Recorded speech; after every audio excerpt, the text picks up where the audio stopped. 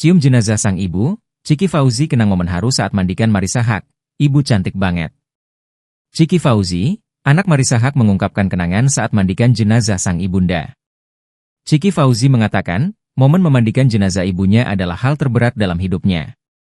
Dalam proses memandikan jenazah itu, Ciki Fauzi melihat ibunya tampak sangat cantik. Di satu sisi adik Bella Fauzi itu merasa dunianya runtuh seketika. Namun di sisi lain, Ciki merasa bangga karena ibunya pergi dengan tenang. Ciki Fauzi tak menampik bahwa dirinya benar-benar terguncang dengan kepergian Marissa Haque.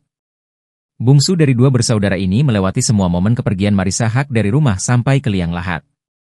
Selain itu, Ciki Fauzi juga merasa dirinya kurang memprioritaskan sang ibu di saat-saat terakhirnya. Hal itu berbalik menjadi sebuah penyesalan mendalam yang menghantuinya.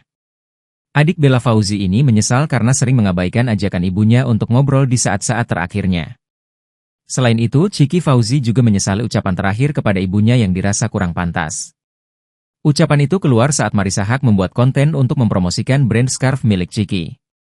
Marissa Haque sempat meminta Ciki Fauzi untuk menerima permintaan kolaborasi konten di Instagram. Namun Ciki menolak itu karena merasa kontennya kurang cocok. Tak hanya itu saja, Ciki Fauzi juga menyesali tindakannya mengabaikan sang ibu di hari terakhir. Saat itu Ciki lebih mengutamakan pekerjaan ketimbang ibunya. Selain Ciki, Bella Fauzi juga mengungkapkan penyesalannya setelah ibunda meninggal dunia. Pasalnya, di 2 minggu terakhir sebelum meninggal, ternyata Bella menyebut Marissa Haque sempat mengeluhkan sakit pada tubuhnya. Mengingat usia sang ibu sudah memasuki 60-an, Bella mengaku keluarga sempat memberikan masukan agar almarhum menjaga makan dan olahraga. Bella sendiri sempat menaruh penyesalan saat ibunya mengeluh sakit, dirinya tak memperhatikan lebih jauh.